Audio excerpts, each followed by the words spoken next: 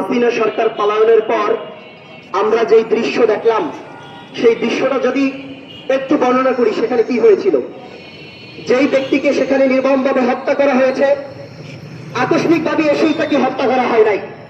তাকে 2 মাস যাবৎ মোটা অঙ্কের টাকা চাঁদা দেওয়ার জন্য দাবি জানানো হচ্ছিল। সে বারবার অস্বীকৃতি জানাচ্ছিল সে কোনো চাঁদা দিতে পারবে না।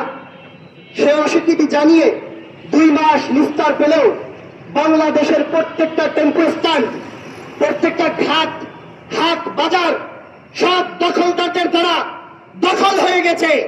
সেখান থেকে নিয়মিত চাঁদা তোলা হয়। এটাই হচ্ছে পরিবর্তিত বাংলাদেশের, হাসিনা পরবর্তী বাংলাদেশের তথাকথিত যেই দল ক্ষমতায় আসবেন তাদের নেতৃবৃন্দের দ্বারা হওয়া কাজকর্মের একটা অংশ। পরবর্তীতে 2 মাস পর তিনি যখন চাঁদা দিলেন না, সেই স্থানীয় তথাকথিত সেই দলটির সন্ত্রাসীরা এসে তাকে মারলো। মারতে মারতে তাকে উলঙ্গ করে ফেললো। তার পরবর্তীতে লাশটা তাকে যখন আধা মারা অবস্থায় আছে টেনে হিসেবে বাজারের মধ্যে নিয়ে আসলো। সেই লাশ তারা লুকায় নাই, তারা কাউকে খুন করে ভয় পেয়ে লাশ গুম করে নাই, প্রকাশ্যে মানুষের লাশ বাজারের মধ্যে ফেলে রেখেছে। তারপর সেই লাশের উপর নির্মমভাবে নৃত্য করেছে। আমরা এই লাশের উপর নৃত্য করার ঘটনা যদি শুনি তাহলে মনে পড়ে 28 অক্টোবরের আওয়ামী লীগের সেই নৃশংস হামলার কথা। শেখ হাসিনার নির্দেশে লগি বৈঠা নিয়ে এসেছিল। এই ঘটনা সেই শেখ হাসিনা বা আওয়ামী লীগের নেতৃত্ব হয় নাই। আপনাদের শুনতে অনেকটাই অবাক লাগবে, স্থানীয় যুব দলের নেতার নির্দেশে স্থানীয় যুব দলের সেই পোশাক কর্মী বাহিনী দিয়ে তাদেরই দলের নাকি একজন কর্মী, তাকে এইভাবে হত্যা করে লাশের উপর নৃত্য করা হয়েছে। সেই চরম বাস্তবতা জুলাই অভ্যুত্থানের এই 8-9 মাস পর আমাদেরকে দেখতে হয়েছে। বন্ধুগণ, এমন একটা পরিস্থিতির মধ্যে আছি, প্রত্যেকটা জায়গায় মানুষের মুখে কষ্টি পেটে দিয়েছে, কথা বের করতে পারে না। কথা বললেই হত্যার হুমকি। আর তারা প্রকাশ্যে একটা লাশ চাঁদা দেওয়ার না কারণে মেরে ফেলে রেখে বাকিদেরকে ভয় দেখাতে চায়। আমরা বলতে চাই, যার যত বড়ই দল হোক না কেন, যার দলের যত বড়ই নেতা হয়ে থাক না কেন, এই দেশে চাঁদাবাজি চলবে না। একজন জীবন দিয়েছে রাস্তায়, ওভাবে প্রত্যেকটা প্রাণী আমরা মারা যাব। 1 দিন 2 দিন 1 মাস 2 মাস 3 মাস মানুষ কথা বলবে না, সর্বোচ্চ 13 বছর। তারপর হাসিনা এই দেশ থেকে পালানোর পথ পায় নাই, যদিও ইন্ডিয়া গিয়ে সে সফল হয়েছে এক পর্যায়ে।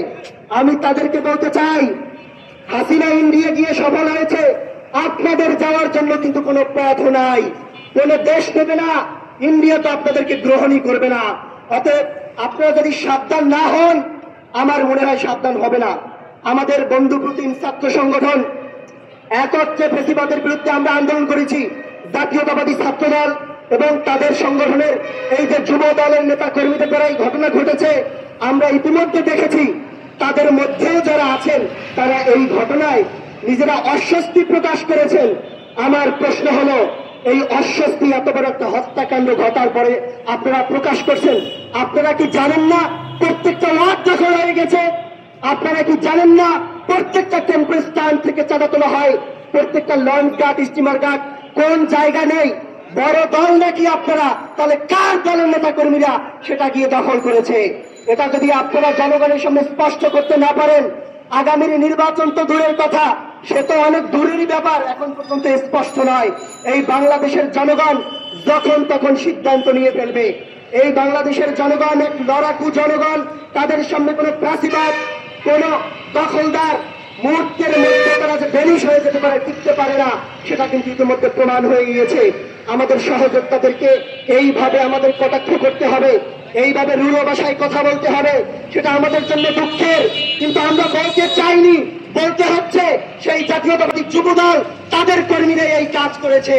আমরা ব্যক্তিগতভাবে অনেক কষ্ট নিয়ে, দুঃখ নিয়ে 8 মাস আগে যাদেরকে নিয়ে আমরা হাসিনার বিরুদ্ধে আন্দোলন করলাম, একত্রে ফ্যাসিবাদের পতন ঘটালাম, আজকে তাদের নেতা কর্মীদের বিরুদ্ধে তাদেরকে আমাদেরকে কনসার্ন করতে হবে।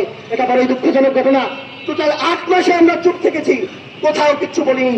আমরা যদি চুপ থাকি, বাংলাদেশের মানুষ কি চুপ থাকবে? তারা তো চুপ থাকবে না।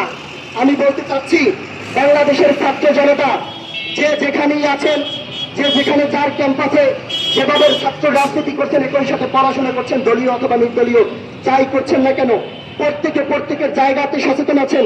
2-4 জন অথবা 50-60 জন গুন্ডা বাহিনী, মাতাল বাহিনী, তাদেরকে দিয়ে আপনারা পরিস্থিতি ঘোলাটে করে যা ইচ্ছা তাই করতে পারবেন না। এই বাংলাদেশ কারো ইজারা দেওয়া সম্পত্তি না। এক দল চলে যাবে, আর এক দল লুটে পুটে খাবে, সেই অবস্থা বাংলাদেশে আর ফিরে আসবে না।